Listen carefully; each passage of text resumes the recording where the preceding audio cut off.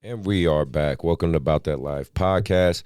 If you are here checking me out for the first time on my YouTube channel, really appreciate it. Again, do the HBO special, help a brother out. Maybe hit that subscribe and like and that follow. It would be greatly appreciated. Again, one small click for you is a big help to me. I'm your host, Coach C.Collins. I have a great guest for you guys, a kid I used to coach. Well, I shouldn't say kid, he's a grown man now, but I used to coach him when he was young. He's doing amazing things, and it's this show or this episode is going to illustrate how powerful the ties of basketball and that commonality can be in order for so many people to be successful. So check the intro out. We'll see you when you get back. Hey, Bout That Life Podcast. If you're not a subscriber, you need to be. You have to be. You're learning about the game. You're helping your young athlete on and off the court. Check it out. Bout That Life Podcast.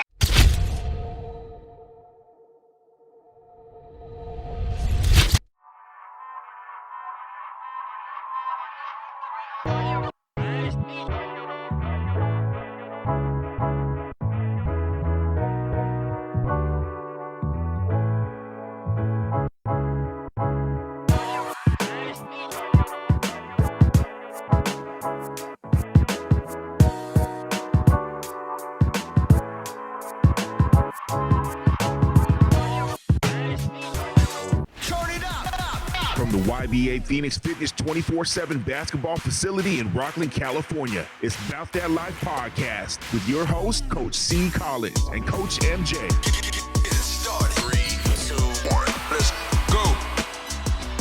Hey, welcome to Bout That Life Podcast. It's your host, Coach C.Collins. I'm here to bring more light to you for AAU basketball life and everything in between, and hopefully those who have been listening, been following, are getting some good knowledge out of this show. Again, thank you again if you've been supporting from day one. I'm going to keep this hamster wheel going, bringing you guys good guests, bringing you people that can hopefully help you walk your path in not only basketball, sports, athletics, but life.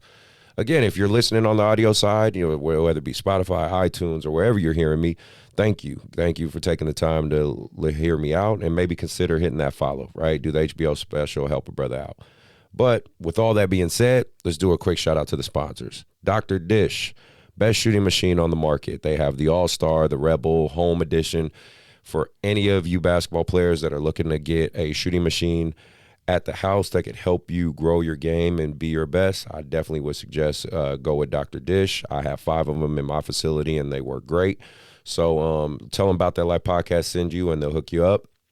Also, if you are a coach, a director, have your own AAU program, strongly consider in Rocklin, California, Hardwood Palace. Holler at Steve or Grant.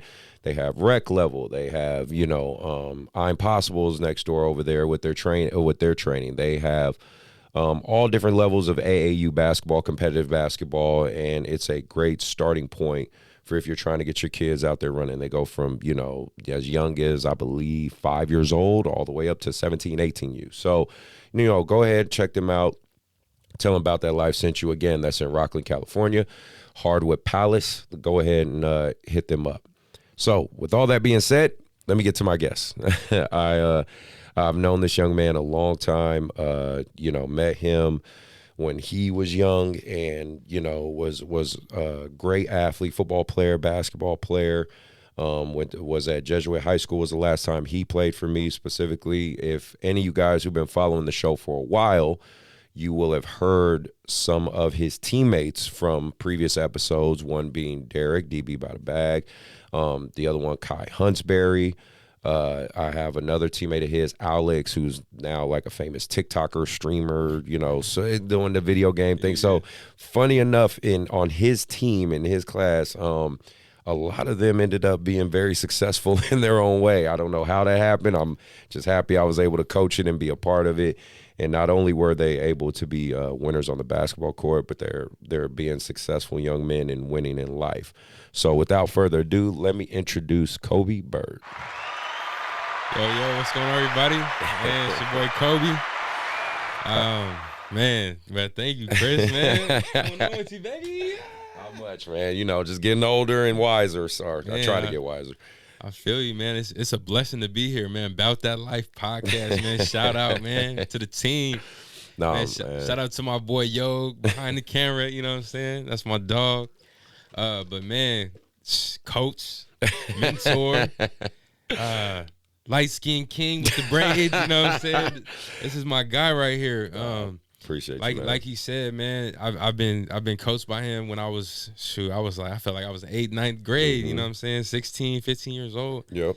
And it's just a blessing to be here, you know, at 25. Like, I look back at those moments and I'm like, that was really 10 years ago. You know what I'm saying? Yeah. And now, you know, being a young man now, coming back, it's an aha moment for me right now. I say it's yes time. It's a yes moment for me. You know what I'm saying? No, And, that's great. And I just love what you're doing, man, for real. Thanks. I see the podcast. I see what you guys do on a daily, and it's just a blessing. You know what I'm saying? Man. So to be able to be here is surreal to me, and I'm glad and happy to be here. No, glad you're here, man. I want to get right into it and let people know who you are and whatnot. Like we already briefly talked about, I coached you for a while on the AAU side. Obviously, you were a multi-sport athlete. You know, your family, your pops, and it was, you know, still is your biggest fan, one of your biggest fans. You know, exactly. Right you know, so shout out to him, man. And you know, obviously, life has transitioned for you in multiple ways. So I want to. Usually my first question is about, you know, AAU basketball. But before we delve into that, I kind of really want people to know, you know, more about you, what you're doing currently, projects you're doing, things like that. Because, you know, you're a Renaissance man at this point. You know what I mean? The 2024 version of it, in terms of you have your hand in quite a few places. So go ahead and, you know, let the people know what you're about. Man. Bout That Life Podcast, what you about? Exactly. You know what I'm saying? I love that. But man, Kobe Byrd, director, producer, writer, artist. Now I do music now. It's just a blessing, and I'm grateful to God to be able to be multifaceted. You know what I'm saying? Be able to have different talents. And I remember we were talking off camera, and you said that, you know, you might start off being an athlete, but you have to realize you come to a crossroad in your life. Just as a man, to where when that career is over, you have to know what other talents you have, and you have to get in your bag. And I think for me, it started off when I was a very young kid, you know what I'm saying? And I got diagnosed with a certain type of condition that was called hip impingement. And basically what it was, I had a bone spur on my hip joint when I was 16 years old. And getting diagnosed with that, it really hurt me, but it made me a man at a very young age. Yeah. Because losing something like basketball, like football, having the doctor come in the room and tell you that, you know, it's probably best that you stop playing because of the fact that, you know, you could potentially hurt yourself and need to get a hip replacement when you're 40 years old. So I was like, you know what? You know, basketball means the world to me. Football means the world to me, but my health is most important. You know what I'm saying? And so I took that break to find myself. I took that break to figure out what I really wanted to do with my life. And, you know, when they told me I needed to get surgery, I rejected it immediately because I was afraid of surgery. I didn't want to go through that. Absolutely. But once it got to that crossroad of, hey, you need this for your health, I was like, okay, let's do it. But funny enough, that's what led me to being a director, being a producer, being a videographer, cinematographer, and being able to step into that other side of me that I didn't even know existed. You know what I'm saying? And one thing I'll say to athletes is you have to be able to know what you can do off the court. Because being on the court, you're so locked in, but being off the court, that matters too. What type of character do you have?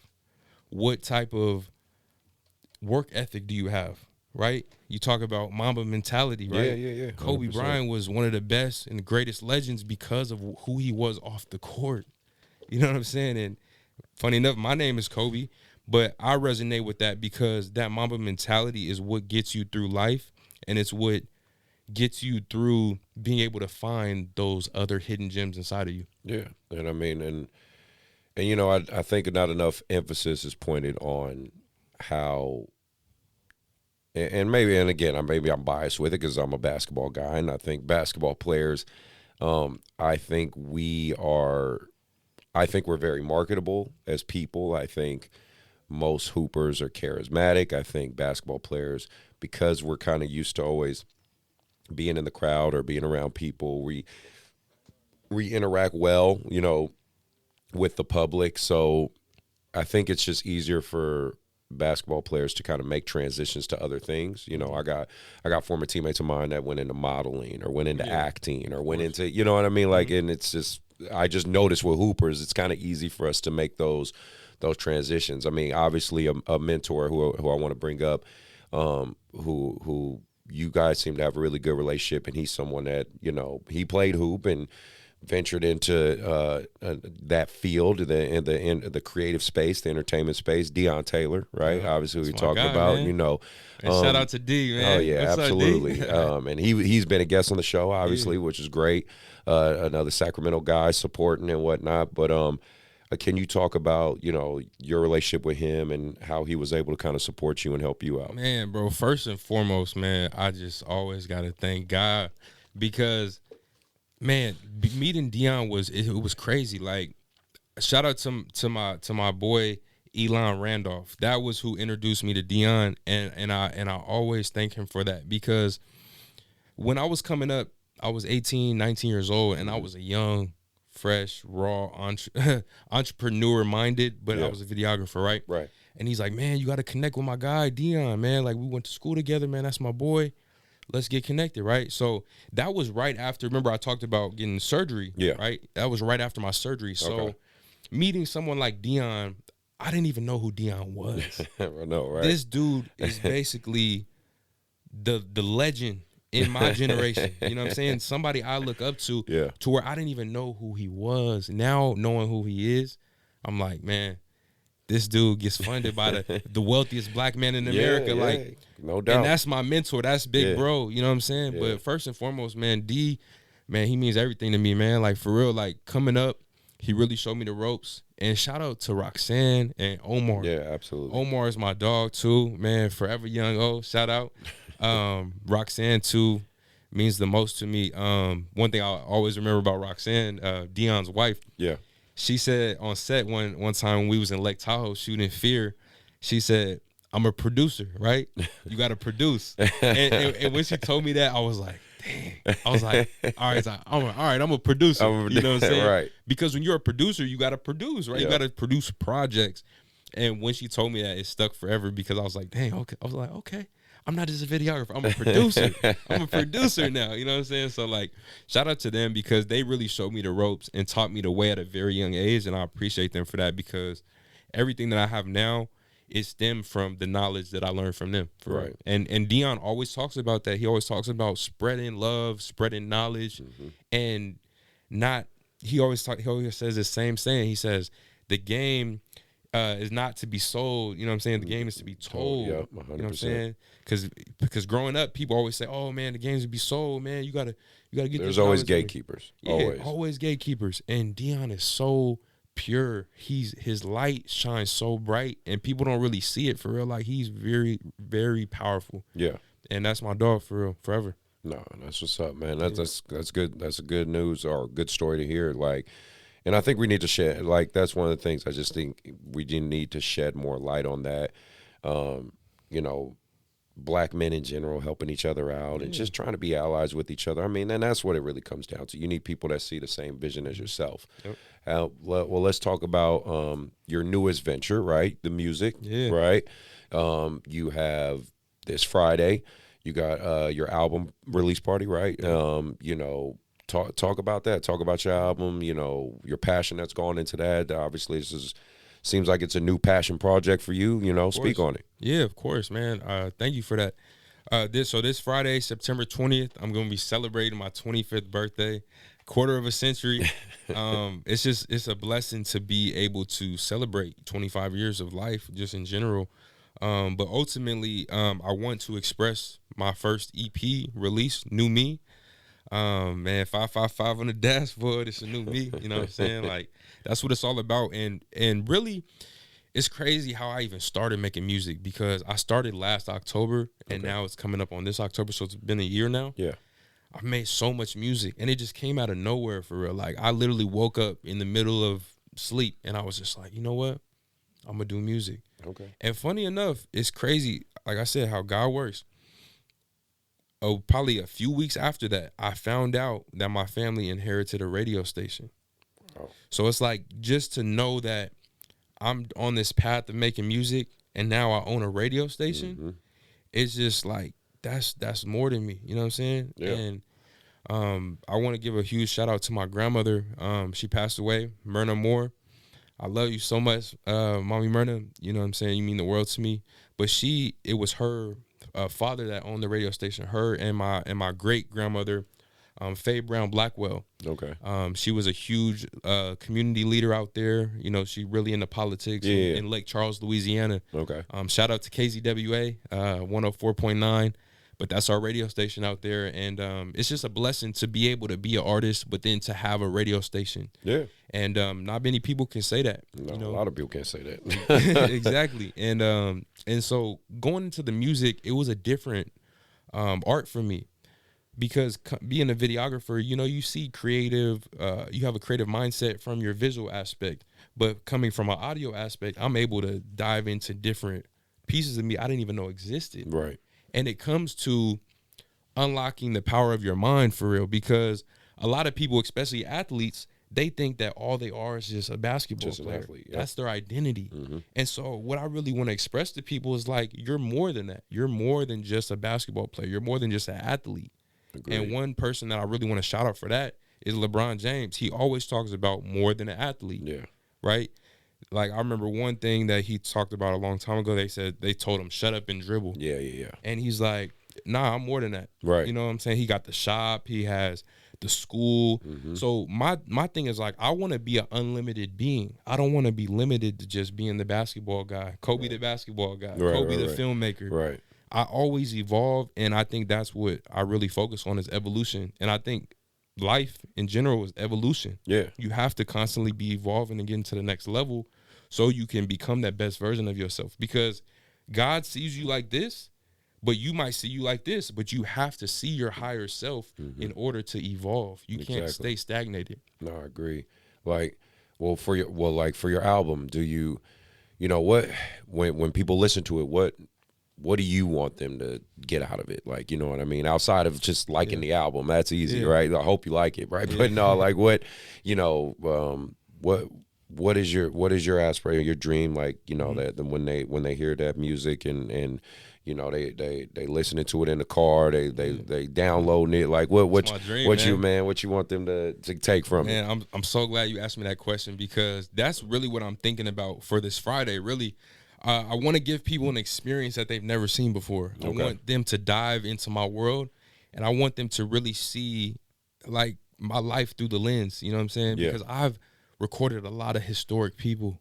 You know what I'm saying? And it took me having to reflect back on what I did. Like, I recorded the whole George Floyd march with Deon Taylor. Like, you know what I'm saying? Like, there was 8,000 people. We did history. You know what I'm saying? And it's crazy to even think back to those moments.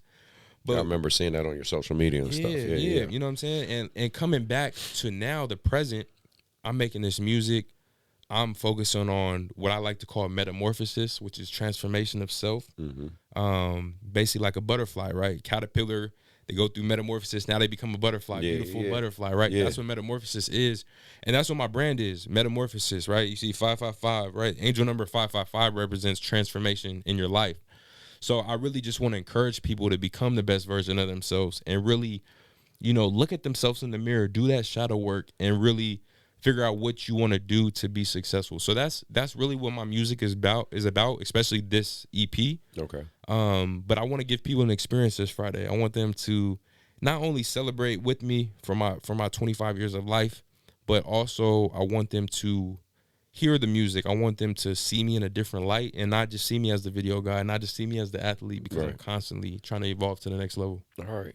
Well, you know this. I mean, you know this music industry. It's a competitive sport. Yeah. You know what I mean? You are good. You out there competing, but you know, like I said, it only takes one time, one song, the right time, right? That's a little bit of luck, a little bit of timing, preparation, and putting out a great product, and it all works out, and hopefully the stars align, right? Of course. It's a parallel to that is like when Deon was here, we were talking about that, and like when he's making movies. You know, he's like, it don't matter my budget. It don't matter, you know, if I got the top actors or whatever. He's like, but that's still my competition. Exactly. So I always have to think, you know, working within myself, how to put out the best product. Just like he said on the show when we were talking about it, like, I'm in this podcast space, right? And of course, for me, this is a passion project. I just love what I do and love what I do to help local guys like yourself and just everybody, just, you know, having a place to sit down and just have a conversation. But the reality is, because I'm in this space, I'm competing with Joe Rogan.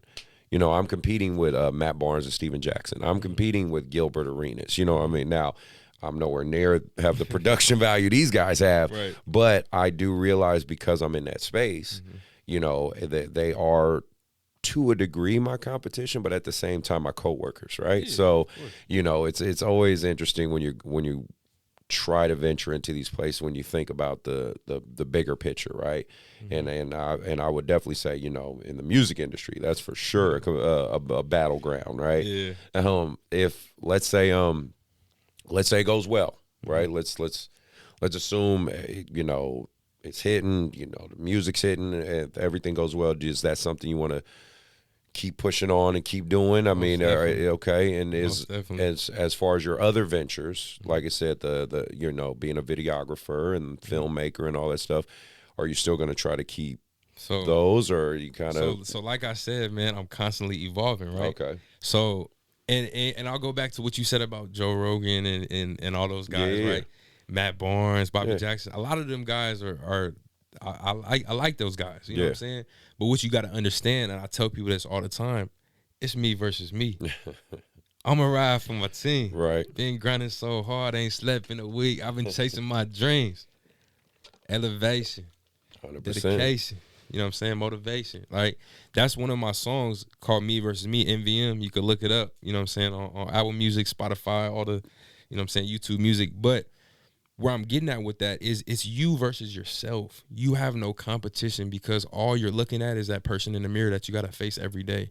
Yep. I was talking to my grandpa early today. He said he was singing me some song from one of the older, you know, the old school song. Yeah. You can't hide from yourself. You know what I'm saying? Like, we was listening to the song and just laughing, man. I'm just like, wow, you really can't hide from yourself. It's you versus you every single day of your life. So focus on that, and you'll continue to evolve. But to answer your question about where I'm going to go with video production and stuff like that, I still do everything, right?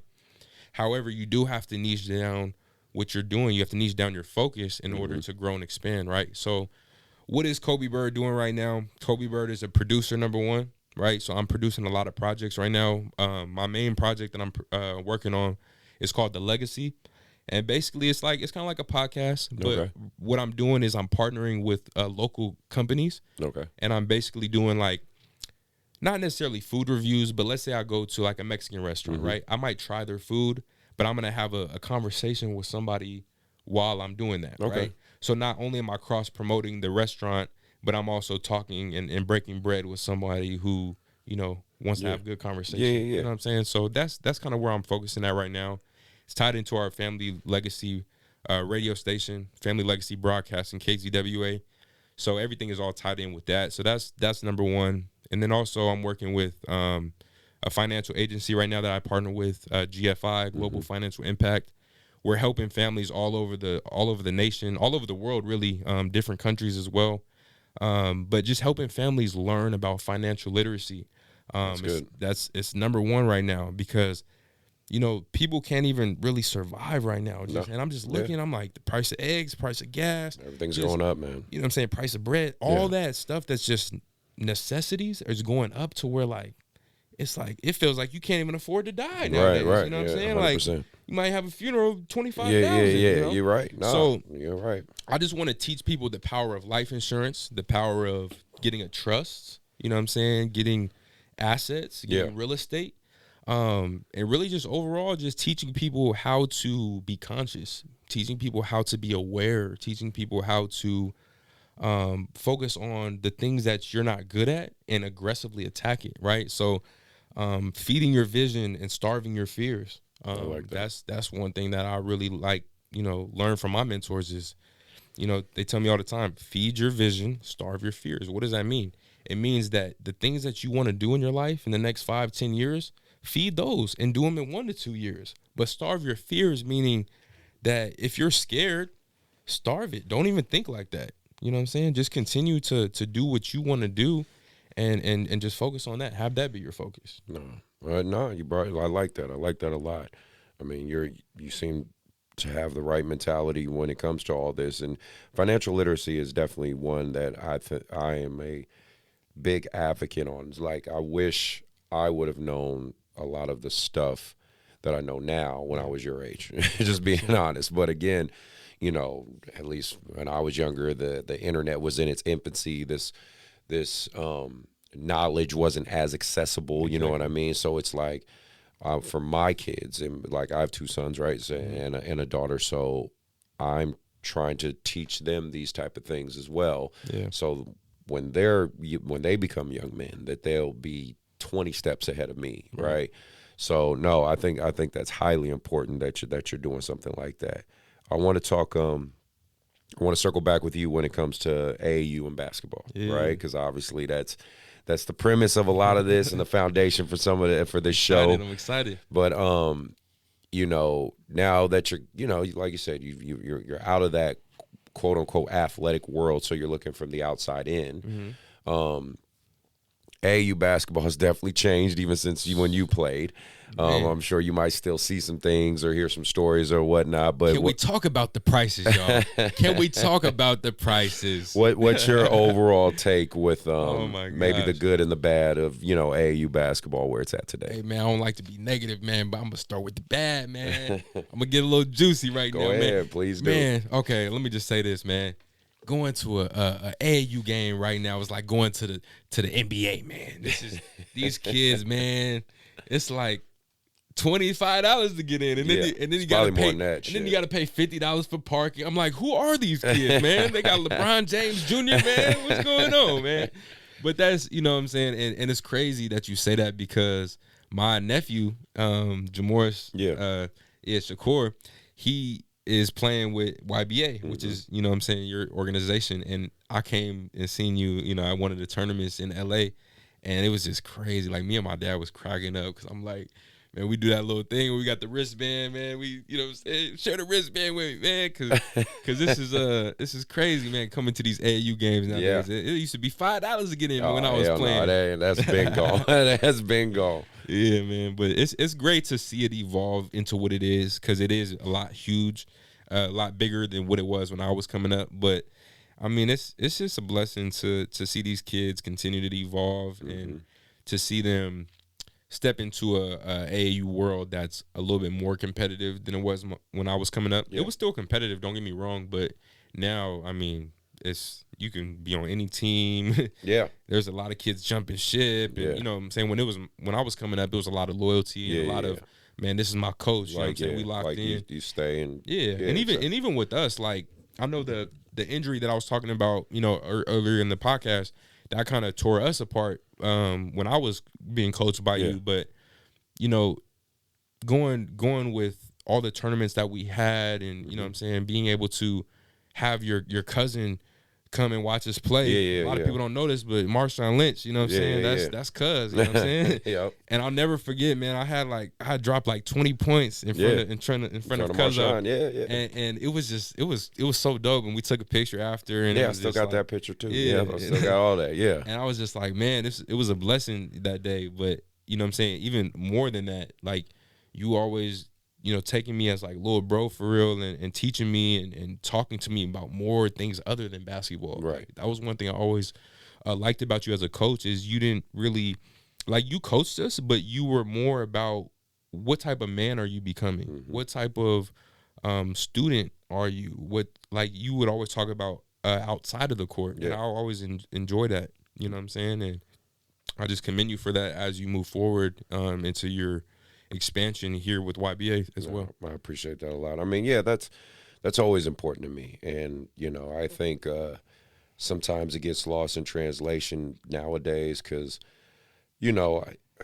for me, me in general, I get a lot of great stories of young men like yourself that I'm extremely proud of, and love you guys to death, and just happy to be a part of your guys' journey. Right, that's the side of it. But because because I coached you, and like I'm a tough coach. I'm a tough coach. My expectations are high, but it's to push you to be the best version of yourself. There you go. And nowadays, unfortunately, I would say kids have gotten a little mentally weaker, or I should say a lot mentally weaker parents, softer, you know what I mean? They don't want that accountability as much. And then, like you said, in combination of no loyalty, so kids are jumping all over the place. If they don't hear what they want here, they go to the place here, and but I'm still gonna be me. I'm saying the ones that gravitate to me and the ones that fuck with me, like they're gonna reap the fruits of the labor. You know what I mean? That's why it's so interesting with your particular team, how many of you guys became and still are extremely successful young men. You know what I mean? It's pretty fascinating, even from my vantage point, because as a AAU coach, you hope you have of course you want to see all your guys live the dream of playing college basketball and all that. But once I started really seeing like which each and every one of you manifested into, like you and everything you're accomplishing, Derek, with what he accomplished, Alex with what he's doing, and even his brother and him and his productions, Jake Mulaney, and he ended up playing football at Rutgers. Dog, and Jake. Shout out to Jake, man. It's like I said, Roy McGinnis, and like I said, he's a fucking engineer now, and he's doing great. I think he graduated from Long Beach State, or it's just seeing you guys, and obviously Kai's the one that he's still hooping, and he did his thing, crazy, like but it's just it's really, really good and warming for me to see you guys accomplish so much. And it's just tough in this day and age, because I deal with a level of hate this period, and that just comes with the territory. Sure. Because let me put it like this: if my teams were losing and getting their ass whooped all the time, even when I coached y'all, no one would give a shit. But like you said, you brought up the story of when I had Marshawn come to your game, because he helped sponsor you guys and whatnot, and my brother who's in the NFL, Josh Johnson, he helped sponsor you guys and all that. It's like, I remember that too. Yeah, it's like the story couldn't have been painted no better than you guys playing in that championship game. Where we were down at halftime, and then we fucked around, turned it around, and ended up winning by like 15 or whatever. But take a group of kids from Sac, Rocklin, Placer, all over the place to Oakland with Marshawn, watching you guys play and winning. Like, what I mean? You can't write that. You know what I mean? You can't write a better story, right? That's so I remember that day like it was yesterday. That's why I say, like, some things, again, that's where I'm a firm believer that God does have a plan for myself and for you guys. But no, I am always grateful and blessed to be able to have had the opportunity to coach you guys and to see you guys evolve as men, and hopefully, like I said, I had a hand in helping that process. You know what I mean? Obviously, parents did their job, no doubt. But like I said, if I could help reinforce that, no, that's what it's all about for me. Yeah. I want to ask you. So, like we talked about with kids, with the kids and the parents and the loyalty issue, because that's kind of a topic I talk about a lot on this show. If you could sit down. Well, if you were sitting down with with parents, or like you're talking to them straight up, whether they're listening to this or watching this on YouTube, right? What would you say to parents about when they're looking at a coach, or like loyalty, like speaking to them on maybe a couple tips you might give them on this AAU journey? I would say on this AAU journey, man, you have to really focus and hone in on who is your coach, right? You want to have someone who's like a mentor to your son, right? You want to have someone who, like you, for instance, you're a perfect example. You basically took these kids and you brought them together. You showed them culture. You showed them teamwork. You showed them the hard-nosed side of you, the I'm going to get on your ass side of you. You know what I'm saying? That's true. And really, you have to look at who the man is You have to look at what they're about. And if they're a good man, if they're a good coach, if they have your best interest at heart, that's who you go with. Because think about it like this. If you're going to jump ship on somebody like that, they're definitely going to jump ship on you when you go to college. Yeah. So you have to understand who is your home base. If you're writing your story, right? I talk about, this is my little bro, Jared McCain, right? You look at somebody like Jared, he came from Sacramento, right? But then he went to LA and had more opportunity out there, right? Yep. So that was his story. But if you're talking about a kid that stays in Sacramento and they're growing and they're trying to get to the league, you have to think about what's your story gonna look like when you go to the NBA. They're gonna write back and see what your past was. So do you want your past to be, oh, I went to this AAU team, then I went to this AAU team, and then I went to this AAU team? Or do you want it to be like, hey, man, I was locked in with Coach Chris since I was 12 years old, man. And this dude, man, he guided me to the right direction, and now I'm here. Right. Think about that story, right? You think about, the Kevin Durant's of the world, the LeBrons of the world. They always had somebody that was with them at a young age. Yeah. And so I would just tell the parents, like, really find someone that you can lock in with and that you really trust with your son, because your son is your life, right? Right. Lock in with them and basically rise together, because your purpose is connected to my purpose, right? And us being here is purposeful to add value to the community, to add value to the world, right? And so it's all like, for me, this is an aha moment because it's all connected. We're all coming back. I'm not even playing sports anymore. You're not coaching me anymore. However, we're still here. Yep.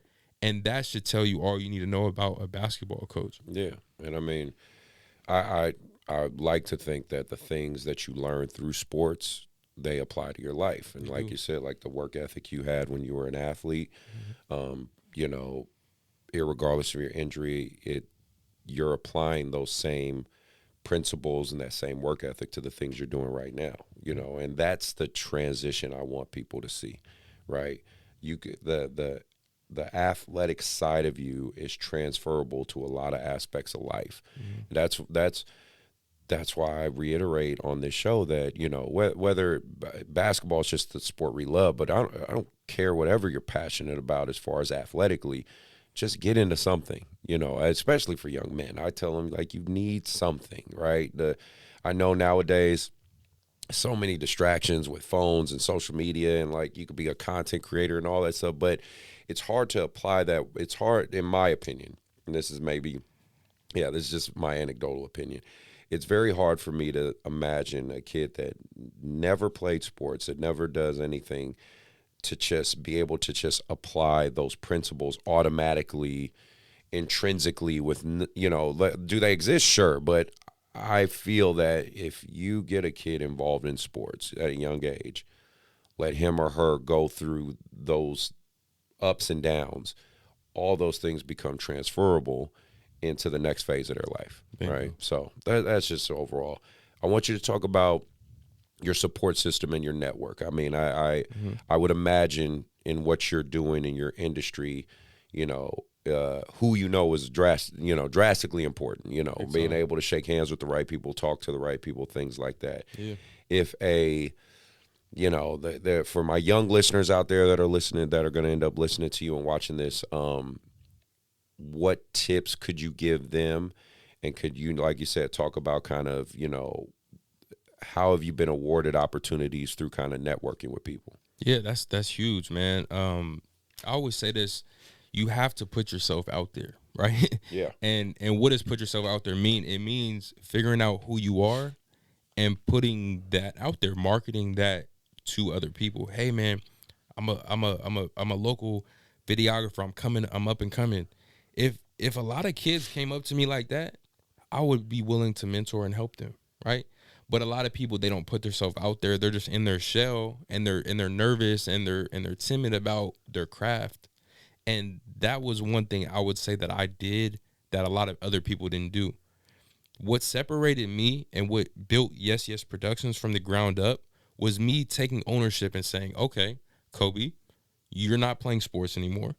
Yes, you're depressed. Yes, you're going through hell right now because you're losing something that you loved your whole life and you thought you're going to be an NBA player or a football player, right? It hurt. But what separated myself was taking ownership, right?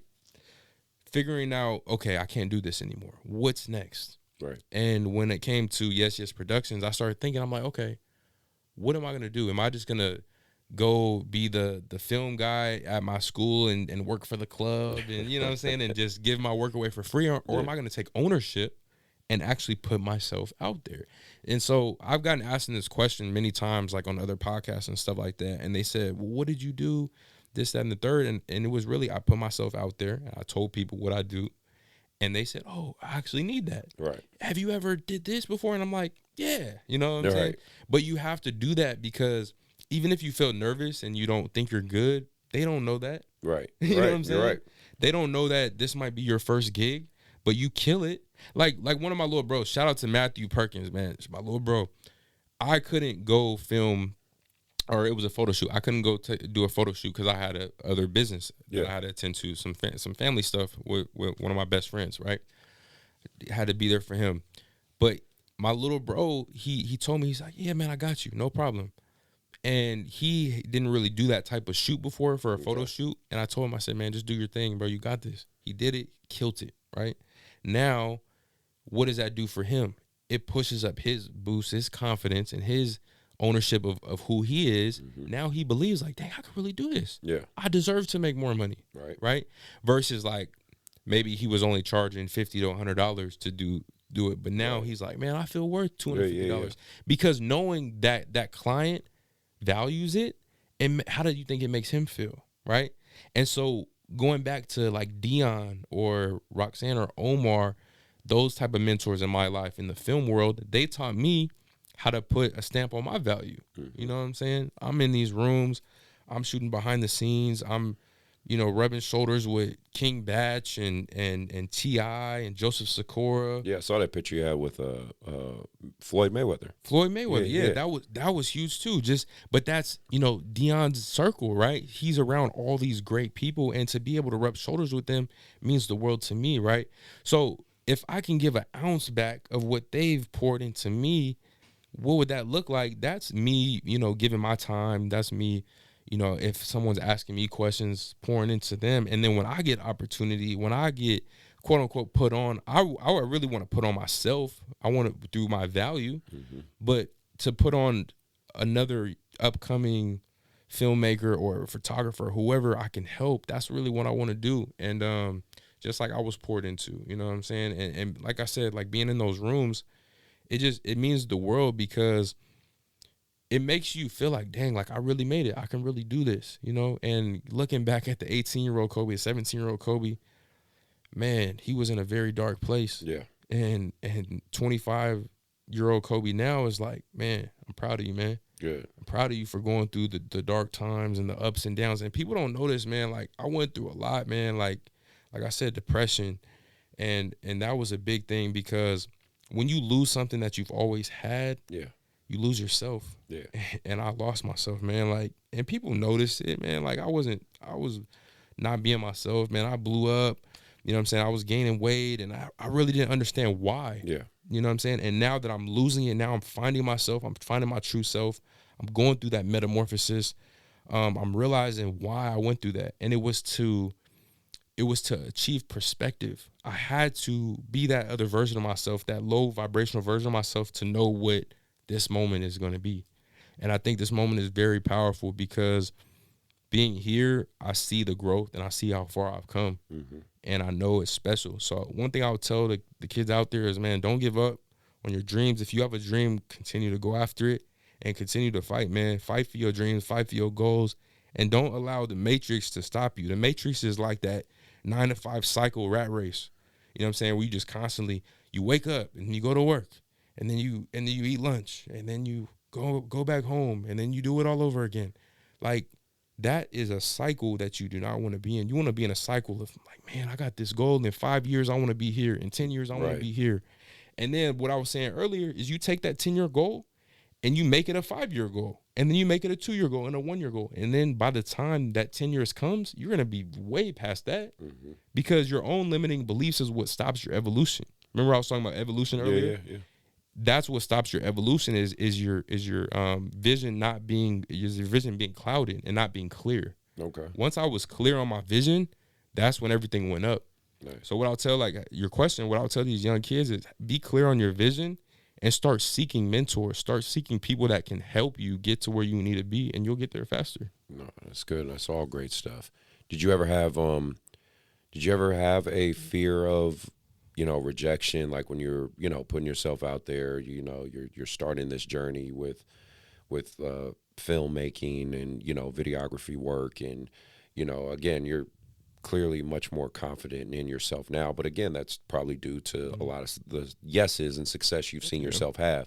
But when you're first starting, did you ever have like a fear of rejection or a fear of like, oh man, I might mess up, or did you not kind of just, try not to think about that side of it? You know what? I actually didn't, and here's why. Because this is what I would recommend to people. You always have to add value to people's lives, right? So let's say for you, if I'm a young 17-year-old kid, what I'm gonna do if you're my coach, right? Like let's say you like, let's go back to where we were. You're my coach, but I'm starting this videography company. Mm-hmm. I know that you're doing this podcast, so what I'm gonna do is I'm gonna say, Coach, man, I just got my camera. Hey, I wanna come help shoot behind the scenes for your podcast. I know you got Yog shooting the podcast. Yeah. But can I do behind the scenes photos? You're gonna be like, heck yeah, man. Hell yeah, like come on. Bro, come on. 100%. Easily. So what does that do for you? It increases your confidence in a state of mind to where it's not so much anxiety of, I don't want to mess up. I don't want to mess up. I don't want, you know what I'm saying? Yeah. So when you're coming off of that vibration versus a vibration of like, I'm scared. Because what is scared? Like these are low vibrations that don't serve you. So you have to be in more high vibrations. You know what I'm saying? What is high vibrations? That's love. You know what I'm saying? That's happiness. You know what I'm saying?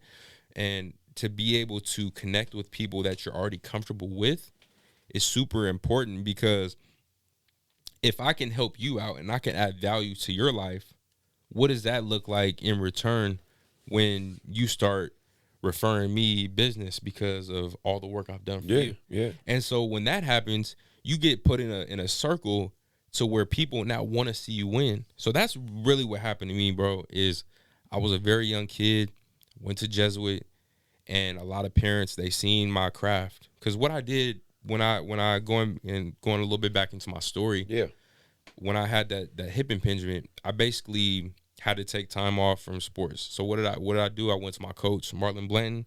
Shout out Marlon, Coach Blanton. I went to him and I said, hey, Coach, I have this hip injury. I'm not going to be able to play my senior year, but I have an idea. And he's like, what's up? What do you have in mind? And I was like, you know what? I want to still be acclimated in the team, but I don't want to go work for the film crew or whatever, like at the school club. I wanted to create my own brand. Nice. And I told him about Yes Productions, and I told him, I said, hey, I want to do highlight videos. I want to make a documentary at the end of the season, this, that, and the third. And he was like, yeah, for sure. Let's do it. So week after week, I created a buzz in the community, and I just did them for myself. I didn't do them because, I wanted people to pay me for videos and all that stuff. I just did it for myself. Yeah. And it led to me creating a business because people were asking me, hey, can you do a highlight video for my son? I was like, okay, cool. Yeah. Pay me like $300, right? And as a high school kid, man. Yeah, making 300, you know what I'm saying? And you playing football, you know what I'm saying, playing basketball, you're constantly fed, right? Your parents are there for you, you know what I'm saying, when you're at these tournaments and stuff. So you're not really thinking about getting a job because they want you to focus on basketball, right? Yeah. So that's kind of where I was at with it. And so making those $300 here and there, and you know what I'm saying, shout out to the Mulaney's. The Mulaney's really helped me. Believe it or not, shout out to the Mulaney's. The Mulaney's, and I'll say this on camera, the Mulaney's really helped me a lot when it came to upcoming Yes production. Like, they were always supporting me, always telling me, man, keep going. Mick Mulaney, Jake's dad, he always encourages me all the time. He's like, man, Kobe Byrd, man, cool. he's about to be the next director. And he really called it because I'm on my way. You know what I'm saying? Nah, and he's a good dude. And Sandy too. Sandy, shout out to Sandy. People. That's mom's right there. You know what I'm saying? But and shout out to little bro and Maggie and everybody. But they were a family that really helped me. When I was at Jesuit and a lot of other families as well, but they were one that, I was really close with. And yeah, basically just going kind of back into the story. I was doing highlight videos every week, created the buzz, and then it led to, like meeting Deon, and it led to promotional videos for other people and this, that, and the third. And what it evolved to now is like I'm getting into creating my marketing agency where I basically promote like for companies and create reels and create video content and gear it around them because content is so huge now. It is. But it's crazy because I was ahead of my time. Yeah. A lot of people don't realize that. You can be ahead of your time where I was doing all this content stuff, but now look at it 10 years later, it's booming. Yeah, absolutely. So going through that career, it's just like, wow, like I was really riding the wave. And now that I'm evolving, it's becoming something totally different. Yeah.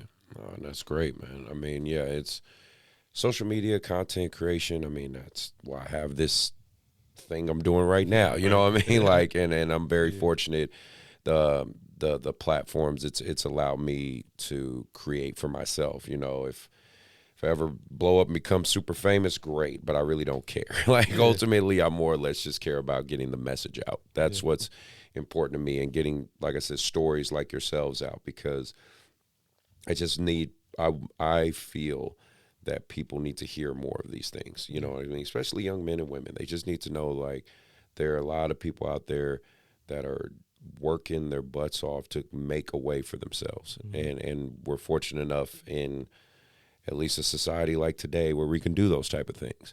My last question before we move on into hot takes for you is, Kobe Byrd, 10 years from now, what does that guy look like? 10, 20 years from now, you're going to be 40 like me, grown man. What are you overall hoping and looking for with that guy? That boy Kobe Byrd in 10 years, man. That's a good question, man. Man, I want to talk about the radio station. Okay. It's a blessing, man. I own a radio station in Lake Charles, Louisiana. Like, that's my number one goal moving forward, like the family legacy. Like, we call it the family legacy broadcasting, right? That's just one thing, right? But really my goal is to have my own portfolio of films, right? Be able to have my portfolio of films that I'm proud of, podcasts, TV shows, like I said, the radio station. My music is going to be ridiculous, bananas.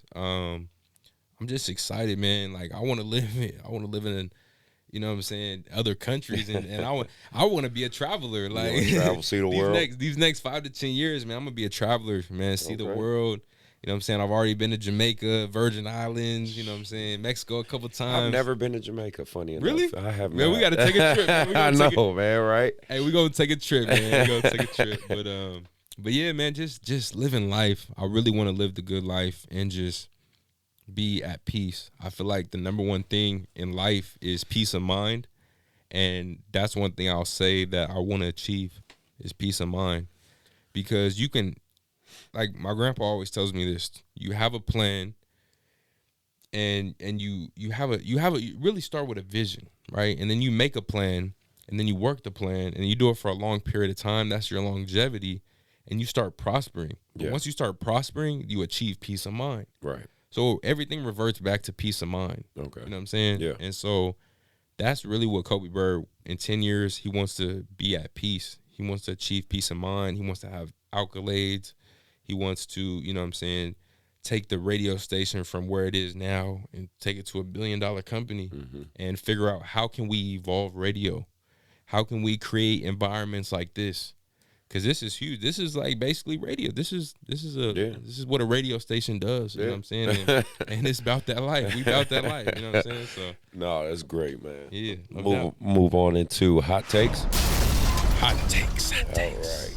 So before we get into the main topic, first thing I always ask my guests this. So you got to give me your top 5 all-time basketball players. And then you got to give your top 5 active basketball players. So who's your top 5 all time? That's a good one. And I'm going to do it in order of position. Okay.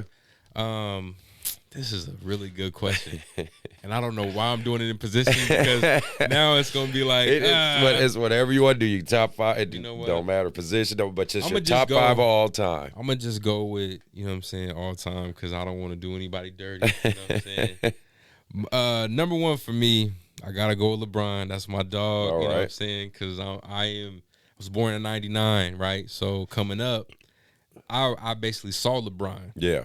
And I took pictures with LeBron. And LeBron's like my uncle, you know what I'm saying? So I'm biased. But I really like LeBron, really like Kobe, really like Jordan. I wish I got to see Jordan. You know what I'm saying? I went to the Jordan camp. Right. Went to, things like that. But I wish I got to see Jordan play. That's one thing I do wish.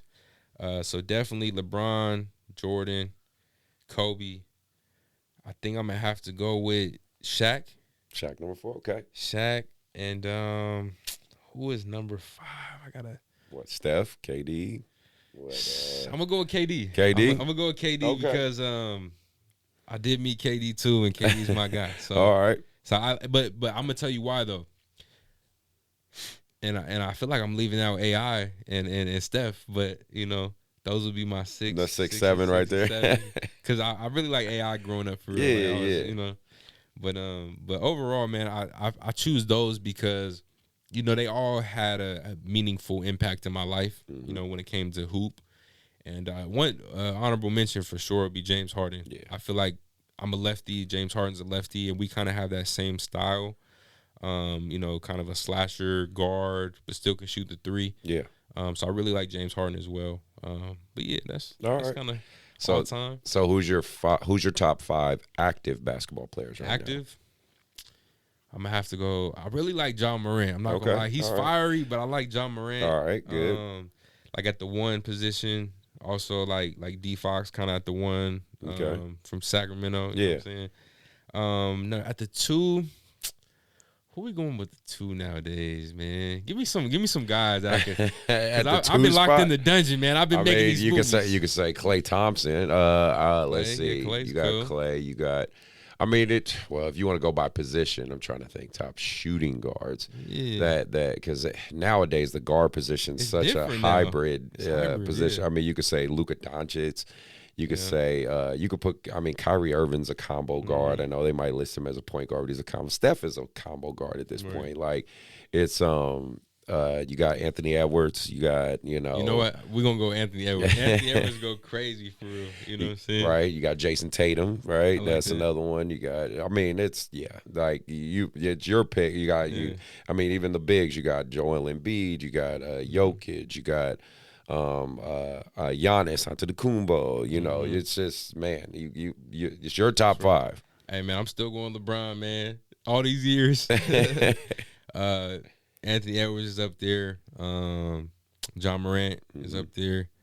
And then I'm gonna go with some bigs. I want to say Anthony Davis, but he's been on the hurt injury reserve list recently. But he's still talented. But when he's locked in, man, AD go crazy. And then let's get a center in there, man. I'm gonna go with let's see. You'll go with the young kid, Wembanyama. The 7'4". Wembanyama was good, but he's kind of a hard-head, hot-head, but Jokic is he's a solid guy. He's MVP. Shit. He be shooting the 3s, but then he be like. Jokic is kind of one of those guys where I don't like him because he just he's awkward. not even just awkward. He's always trying to bulldog somebody. You know what I'm saying? But you gotta respect it. Like Shaq. Everybody hated on Shaq. But everybody loves Shaq because of what he did. So I'm gonna go with those for now. All right, cool. And then what's your favorite team? My favorite team is the Kings, man. Okay. 100%. Sacktown, baby. I can't be mad at that.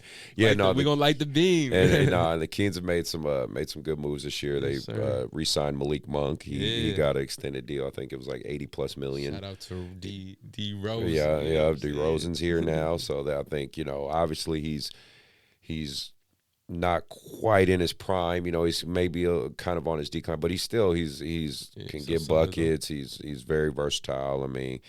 And Mike Brown and the culture he's done with the Kings has just been phenomenal. So shout out Mike Brown, man. Yeah. Like, and I'm a Warriors fan, so you know I Okay. can't. I grew up in Oakland. That's just who I'm rocking with, Makes been sense. rocking with. So I'm a real fan. I ain't a bandwagon Yeah. fan, but no, I love.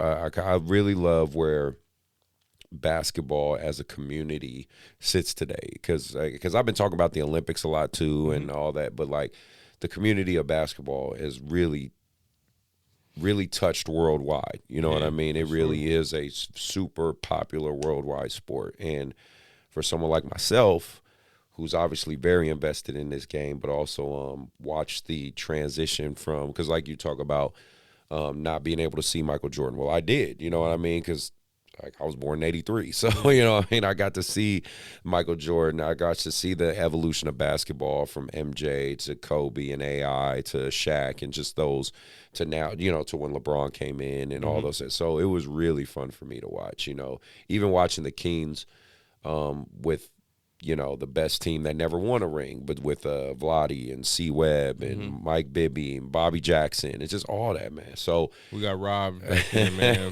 Them damn Yes. Lakers, man. Robert Horry, man. I'm telling you, no, Never it's forget. it's really fun to watch where this where hoop is at today. Where regardless of all the negative side, it's side of things it gets sometimes, it really is in a good spot.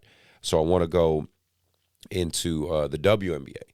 Obviously, it's grown, you know, a lot. You know, I don't know how much you've kept up with it, but I'm sure you've seen enough to know, like, Hey, I'm not Caitlin gonna Clark lie. and whatnot. I've been catching up with it. They've been doing an amazing job, Yeah. for real. Like, this is the first time I've ever caught up with the WNBA. Yeah. Where I've seen how much value they have, and I commend them. Angel Reese's of the world, the Caitlin Clarks of the world. You know what I'm saying? There's a lot of other up and coming, you know, girls that are doing great. Yeah. You know, shout out to Flage, LSU. Yeah. She's an artist too. Yeah, They don't yeah. know she below. That's how I know Flage. Flage go crazy. You know what I'm saying? So I've seen her, you know, evolution as a basketball player, but also as an artist, which is, you know, like myself. So I really commend her. I don't know if she went to the league yet, but I do know she's a hooper. And, you know, a lot of other girls that are you know, doing their thing in the WNBA. yeah. I think it's great. I love it. Yeah, and it's, you know, where it's at today. You know, they're making another WNBA team in the Bay, the Golden State Valkyries, which is going to be really cool to see. It would be nice to see. I mean, you know, who knows if it'll happen, but you know, they used to have the Monarchs out here, the Sacramento Monarchs. That was the women's franchise out here. Maybe it'll come back, but the biggest thing, I don't know if you've heard any news on it. If you haven't, I'll just give you the quick update. But you know, Caitlin Clark's been really, like, she's been killing. So right now, I think she's averaging like 20 points, 8 assists, like 5 or 6 rebounds, something like that. She's a beast. She's killing it right now, and this is her rookie year, right? Jeez. And you know, but Cheryl Swoops, WNBA legend, has been catching a lot of shit because you know, a lot of people feel her, and a lot of people been hated on her, and now they kind of gotta you know, they gotta eat crow. They were wrong. They thought like, oh, she gonna struggle, but it's like, she struggled a little bit for it, and I wouldn't even really call it a struggle. It was more just trying to adjust and get used to the speed and the tone of everything. But now she's thriving. And, you know, the big question is, obviously, everyone's like, well, why do they hate on Caitlin Clark, right? Now, you have some people like Jamil Hill who takes it to the extreme where she's like, oh, it's because she's white.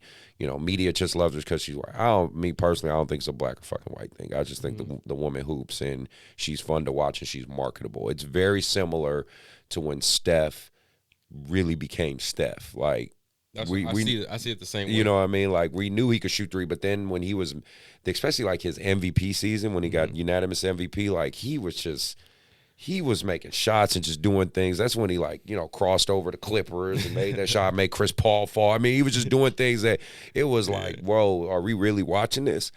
I hated that Steph Curry, man. Yeah, man, I'm telling you, man.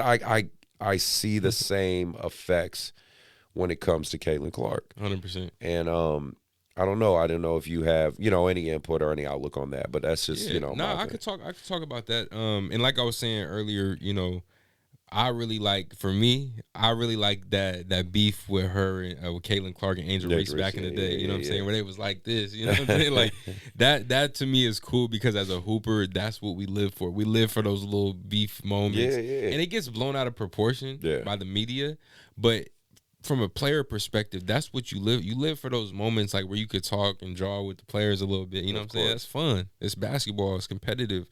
But to see someone like Caitlin Clark and her evolution as a hooper is so dope to me because, you know, she was at Iowa, right? Yeah. She was at Iowa doing her thing, but then now you're coming into WNBA. And the WNBA is very interesting because they play the March Madness or whatever their thing is, and they go straight to the WNBA, and they play, like, right afterwards. Dang, she didn't even get to rest or nothing like that. So to be able to do that and to see that is so dope to me. Same with like an Angel Reese type of player. They're super marketable, and I think that's dope how they can hoop, but then as same do the off the court commercials and things like that. I think it's really, really nice. Yeah, it's gonna be interesting to see what the league evolves into. I mean, ultimately they need to generate revenue, and I say this on my show all the time, whether it's a controversial take or not. But I ain't the only one saying this. I'm just saying, women, if y'all want that league to thrive, get women to go to the games. It's really that simple because y'all biggest supporters is men. So if you really want to see your league thrive, get women in those seats, man. If you can get women in those seats, you'll kill it. Because those same women will fucking buy tickets to go see Chris Brown.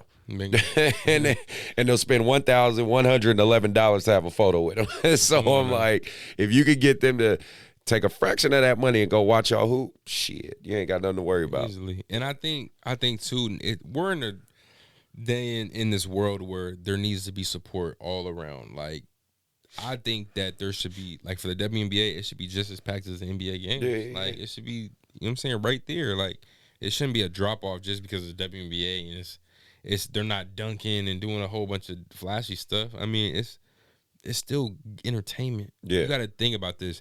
A lot of people don't understand sports is entertainment. They take at the professional level for sure. They take it too serious sometimes. Like it's entertainment. It's meant to entertain. So I feel like if you're going out and you want to go see a WNBA game, it should have just as much value as you going to see an NBA game. You know what I'm saying? And I think they're on their way with that. They're doing a very good job. You know, I'm seeing, Vegas evolve into a place where sports is going to be more powerful, and you got the WNBA team there, and they're trying to get an NBA team. Yeah, and they have the Raiders there right now. Already got the Raiders. Now they're doing baseball. You know what I'm saying? But seeing that evolution of WNBA and having these new teams come up, like you said, in Oakland and the new team, like for the basically like the Warriors, the Valkyries, the Valkyries, So like new teams like that, it brings a new vibe to the city. You know, I agree.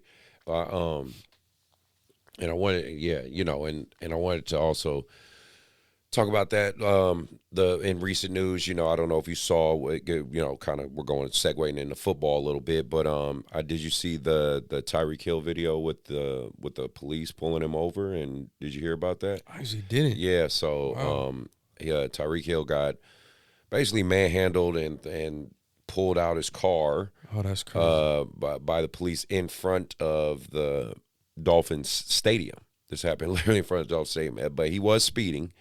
I watched the tape.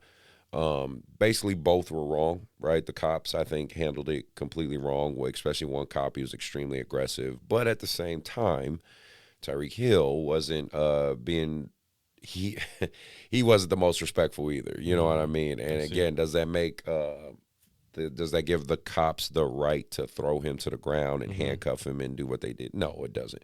But at the same time, we know as black men, if you're gonna get pulled over by the police, you try to be as calm and respectful as possible because we know how quickly that can escalate. That's true, especially at nighttime. Yeah, exactly. You know what I'm saying? And I don't know what exactly happened with the Tyreek Hill situation, but one thing I'll say, whenever I do get pulled over, I make sure my hands is on the wheel. You know what I'm saying? You can see him because one of my cousins is a police. You know what I'm saying? And he's taught me some things, as well as my grandfather right? But you have to understand where their point of view is at as a cop. But then you have to understand how to protect yourself, because being a black man in America is tough. You know what I'm saying? And you have to know how to move. You can't move a certain way to be targeted. You know what I'm saying? You're gonna get targeted a certain way if you're moving a certain way. Yep. And so I think we just have to protect our kids and protect our young ones. You know what I'm saying? As you're a coach, and I know you teach them a lot of manners and how to. Hey, officer, how you doing today? Is there anything I can help you with? Right? Not why you pulling me over for. You know what I'm saying? No, so I talk to my young brothers especially about that. You know what I mean? And obviously I'm in Rocklin. I'm predominantly white area, but for the young brothers that I get on my teams, and especially if just being quite honest, if they don't have necessarily a male figure around, because that happens in sports, you know, I still try to talk to them and tell them like the right way to do things, because, you know, I would hate to see any of the kids that I particularly coach go be on the wrong side of a police officer. You know what I mean? So that's what I'm always thinking about. But yeah, you know, hopefully we'll see how that pans out, I guess. You know, do you know what happened moving forward? Well, they're trying to. Well, right now it's all in the investigation phase. The cop that was the most, like I said, belligerent, I don't remember his name, but they I guess they put him on administrative duty, basically meaning he's sitting his ass behind a desk, but he's still getting paid, but he's not on the street. But I guess, you know, of course, people on social media are, you know, on one side or the other. So some I would say are very neutral in terms of they're like, well, both were wrong, but of course they're like, well, you know, this shouldn't have happened to the star player in front of the Miami Dolphins stadium, like, you know, but of course you have those who are like, well, the cops did right because he was being disrespectful. I just think, again, both could have done better. From what I've researched and seen, they want to fire the cop that did that. You know, that's what the public's looking for. Will that most likely happen? I don't think so. You know, I don't see that happening. But because of who they did this to, it will have a much bigger profile. You know what I mean? Because if this would have just been a normal guy on the street, we wouldn't even have heard about it, right? But this is obviously a star NFL player. It's going to be a big deal.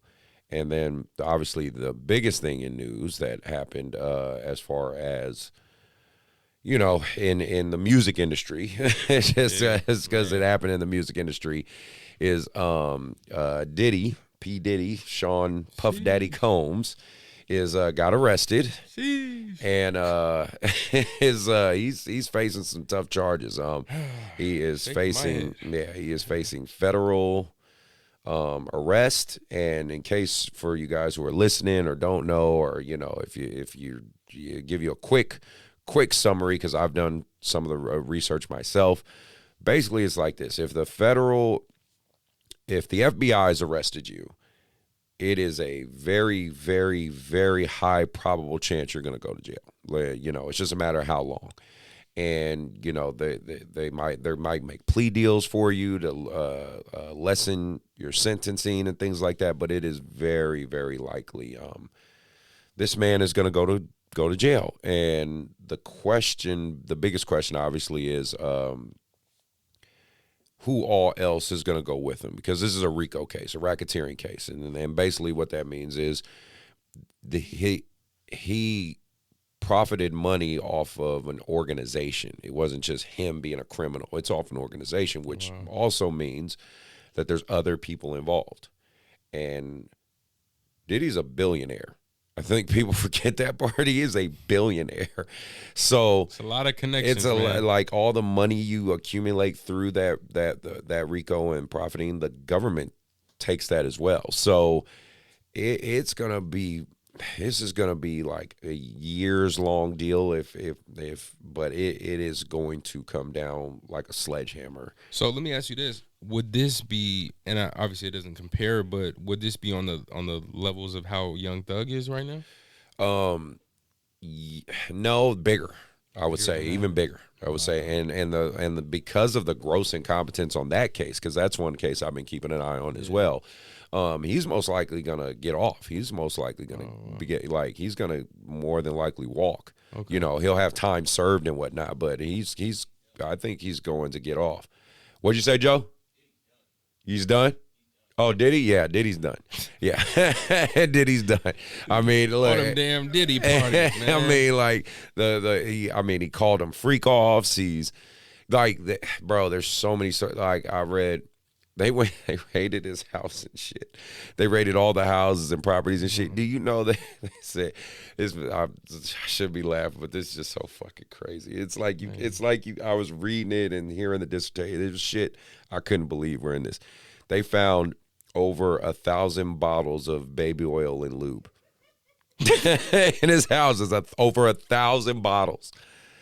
And if any of you guys have kids or have babies, you know how much just here, one big ass bottle of Johnson & Johnson's baby oil can last. This motherfucker had over 1,000. I was like, bruh, I just Mr. Love. Yeah, man. I'm like, he used his power to extort people. I mean, when I saw the video of him running down the hallway in the towel, beating the shit out of Cassie, it was like, bro, that was disturbing, bro. I was just like, are you serious? Like part of me was like, is this an AI? Like, yeah. Like, is this real life? You know what I'm saying? And you see everybody talking about woman beater and this and that. Yeah. I was like, yeah. At that point, I was like, yeah, he's done. Bro, like, there's no way. It's so from seeing that and they like, so there was a story years and years ago. Kid Cudi's car was blown on fire, was put on fire and blown up, and Kid Cudi said Diddy, Puff had to do with it because at the time Cassie was dating him and he was jealous, and so he blew his car up, and of course they couldn't substantiate, but now it's in the court documents that was substantiated. That's what I'm saying, that when the FBI makes this case against you and they have it, it's all public. No, but like there was a YouTuber I was watching that broken down piece by piece by piece. So it gave me a quick summary. It's in there like that. And when they bring you up on charges, just so people understand, when the FBI actually brings you in, the part of the reason why the FBI have to get involved is because he's done things out of state. So that's why it can't just happen on like a New York level, because he has properties in California, he has properties in Florida. So they have to go to all the different people all over the country and deal with it as a federal case. So that's why the FBI got involved. But the scary part is there's probably so many people that know, and there's so many people involved, that it ain't going to be just him going down. It ain't going to be just him. He obviously going to be the main one, but he's gonna, like, people snitching. People are snitching. They haven't publicly come out again. We are literally. Have you seen the memes? No, I haven't. I've seen a few. Oh my gosh, the memes is like, I seen one with Tom Brady.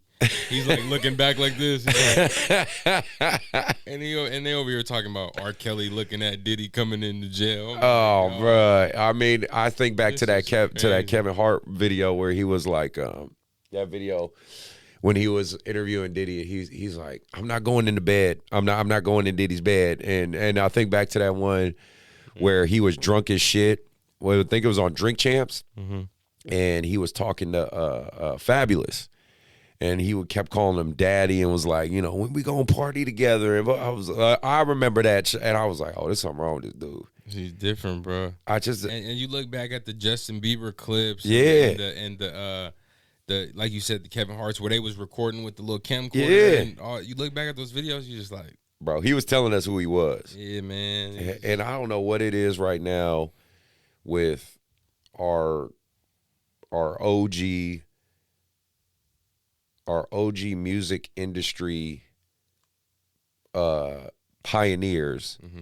You think of Kells, you think of R. Kelly, you think of Diddy now. I mean, God forbid something come out with Jay-Z. That would just kill it all, which I don't think he's smart enough to look around and go, okay, yeah, I'm not getting involved in none of this shit. Like, but it's like, son. Man, I mean, and it was a different time back then, obviously, like social media, cameras weren't all over the place, like, so you could get away with a lot more shit. I just don't I'm thinking about, this is the thing I'm thinking about more than anything. When he's in court and he's trying to convince the jury or whoever that he's not a fucking weirdo. Like, he has to try to describe this. He's a bit. You gotta understand. He is so far removed from reality. Because when you're a millionaire, billionaire, your life isn't normal in any stretch of the capacity. So he has to now sit and talk with normal people and be like, well, yeah, like there was guys in my house, that butt fucking each other and women walking around with negative, but I didn't do anything. Like, he has to convince the normal everyday working person that this is somehow normal. I'm like, bruh. You know what I feel like is gonna happen? They gonna try to spin some shit, and they gonna make it like, well, they can't be on the jury because they bias at me. It's gonna be some type of a loophole type of thing that they gonna try to pull some strings, but it's just crazy, bro. Like, I try to remove myself away from all that. Yeah, don't go to no Diddy I try to just stay locked in the dungeon. I call it the dungeon, man. I'm just in the dungeon, man. I'm in the lab, just grinding on my music, on my video productions, you know what I'm saying? Locking in on what I'm doing. And I try to stay away from the negativity, but it's like you see it, you know what I'm saying? Yeah. Like you see an ex-president almost get assassinated on live television, and you see it almost happen again. Yeah. And it's like, what world are we living in, y'all? I don't know, man. Like, I just want to, you know what I'm saying? I just want to travel, man. I want to go back to Jamaica with my dog. Yeah, we going to Jamaica, man. We going to Jamaica. Exactly, man. No, it's different in that. And now, we'll see we'll see what happens with that and with the case with that. Obviously, in other, quick news, shout out to Adrian Wojnarowski. He retires from ESPN. He's going to be a GM at a college, and that's kind of the new trend. That last thing I'll talk about in hot takes is GMs at colleges, because you have these NIL deals and college kids being able to make lucrative money and make moves like that. So you really have now GMs at colleges to help recruit kids and retain kids and help them make money while in school. What are your thoughts on kind of seeing that, like, college kids making money and having the transfer portal and all that stuff? I really love it. I think it brings a whole new excitement to college, but at the same time, it's amazing because my little brother, he's getting ready to play baseball at UC Riverside, right? Oh, nice. And so to see him be able to get an NIL deal and to see him be able to add value to companies or businesses in his community of where he's going to be playing, it's going to be huge, right? Yeah. So, but going back to like how you're talking about Woes, that's going to be the number one thing moving forward, because these kids, they've been making money on these kids for a long time. Yeah.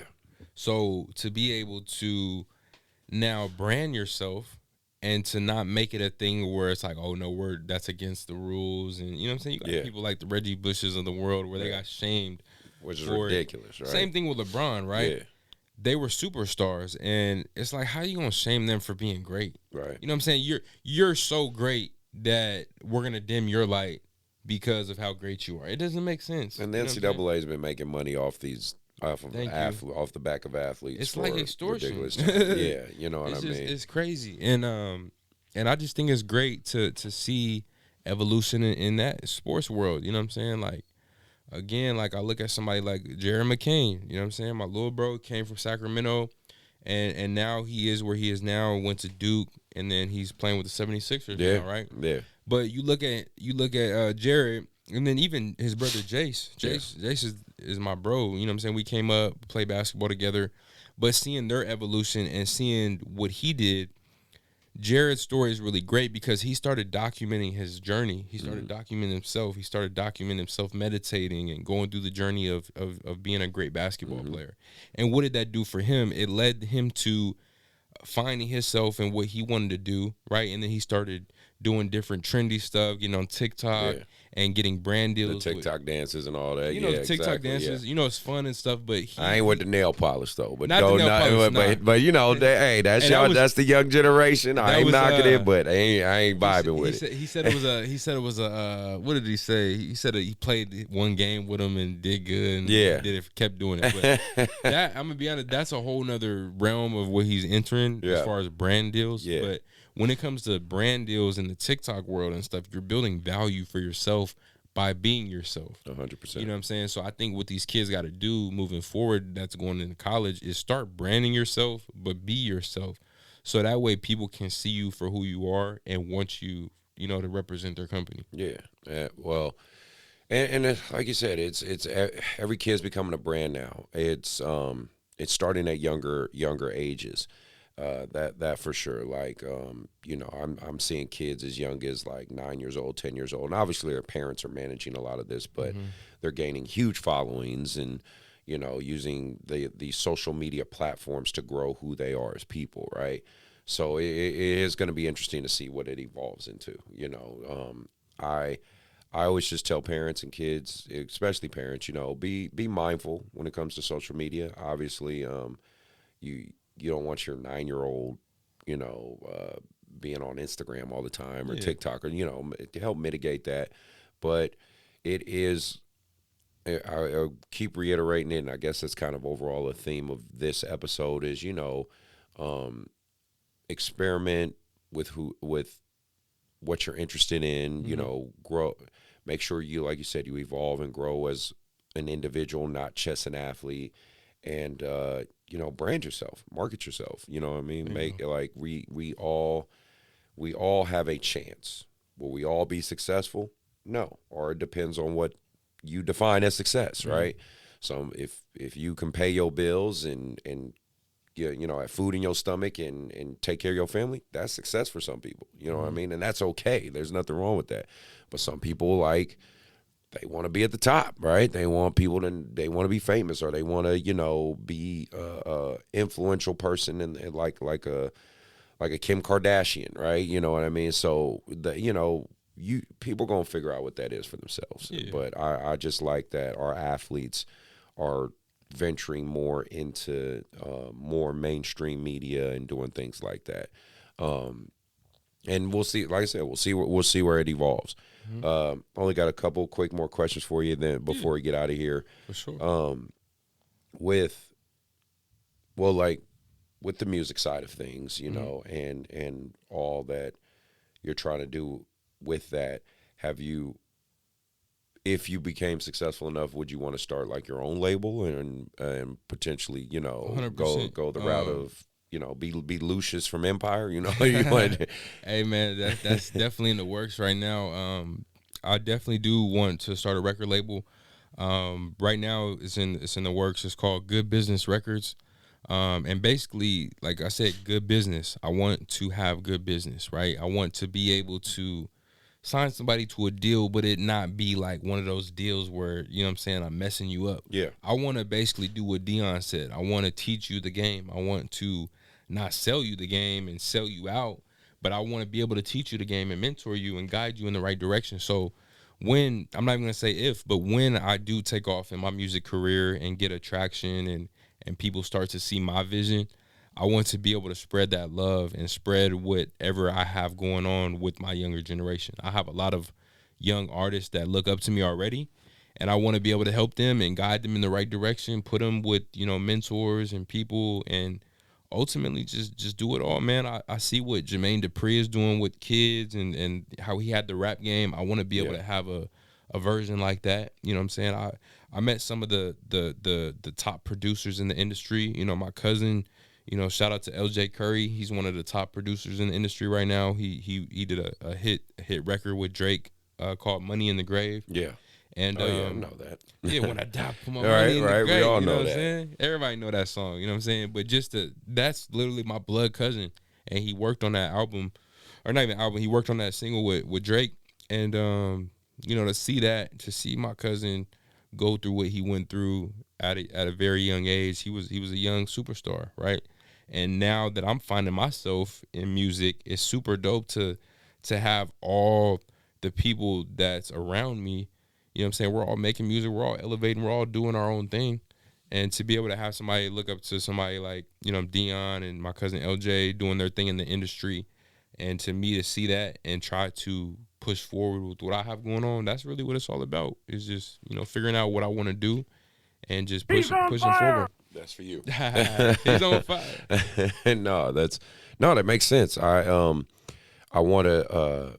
Well, let me ask you this. Yeah. Because this is my last question that I was going to end with is, you know, even in the basketball community, and you could speak more on maybe the music side or the, you know, working together, and specifically Sacramento. I would say on the basketball side of things in Sacramento, it is very divisive. It does come across like everyone's like trying to be on an independent side and move up isolated away from everyone else. Like, oh, this is my player and this is my organization. You know, I'm not helping you. You don't help me. I do get a sense of Sacramento's very divided. And I'm one that, particularly on the show, I repeated plenty of times that even on my social media, it's in my reels and shit all the time. But I would love to see Sacramento more united and more people collaborating and working together. I personally do collaborate and work with a lot of people. That's part of why I've had success. I would like to see. I think we have enough going on in this, you know, capital of ours. This there's great podcasts out here from people I've seen. There's great musicians out here. There's great artists like you said yourself. You got Deon, who's doing his thing, who still advocates, even though he spends a lot of time in LA, he still advocates for out here in Sacramento. I mean, we just have so many thriving. We have a very thriving community that is very multifaceted. We're not, you know, we got a little bit of everything out here. Of course. I would like us to be more unified. I'm just kind of curious from your perspective, even from, again, the artist side or even from the sports side, whichever lens you look at it, do you kind of see Sacramento a little divisive, and would you like to see it come together? Man, most definitely. I see a lot with Sacramento. Like, I see both sides, right? I see a very good potential side, but then I see a very dark negative side. And I think it's the yin and yang, right?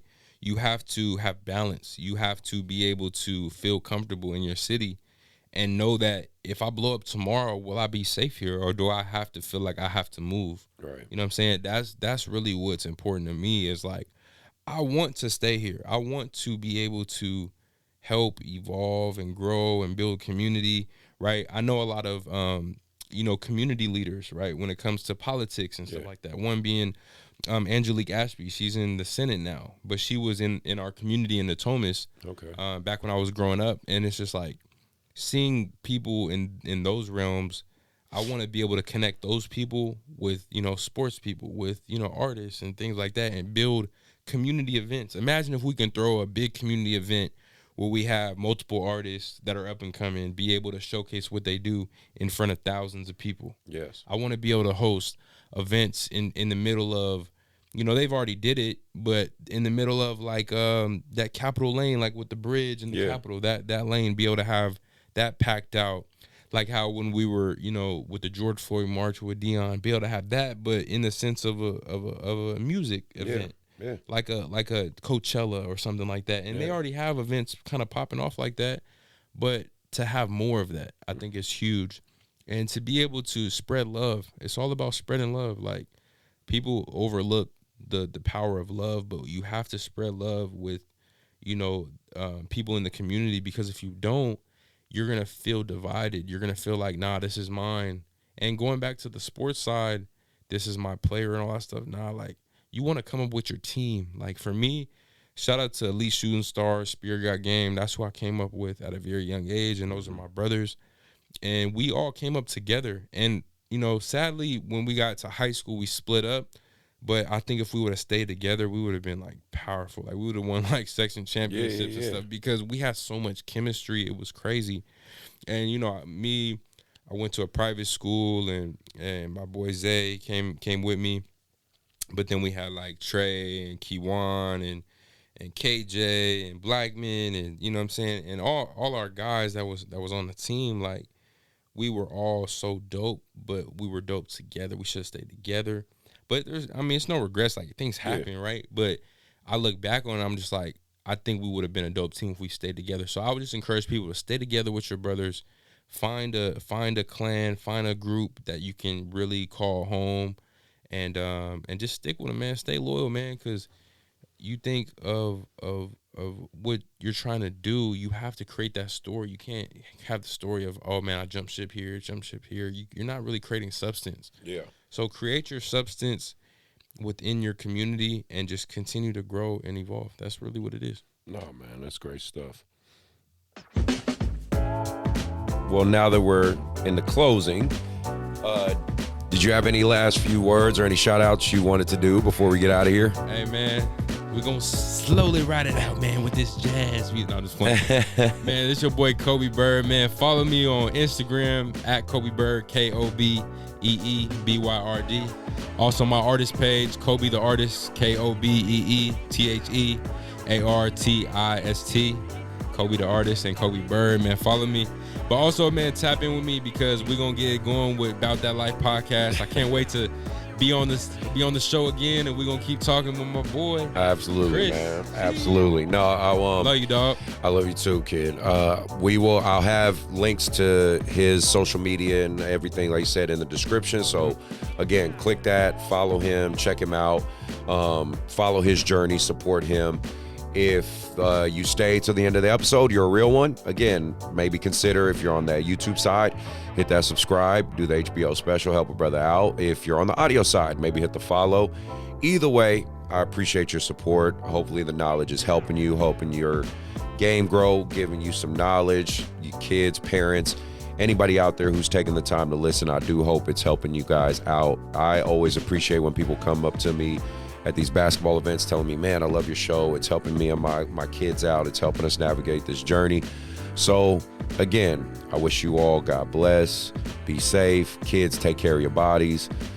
Parents, keep doing your thing. I know it's hard. I know some days are harder than others, but trust me, man, there is an end game to all this. Everybody be safe out there, right? I know a lot of crazy things are going on, but keep loving your heart and keep pushing and keep hoping for the best. And we are out. Peace.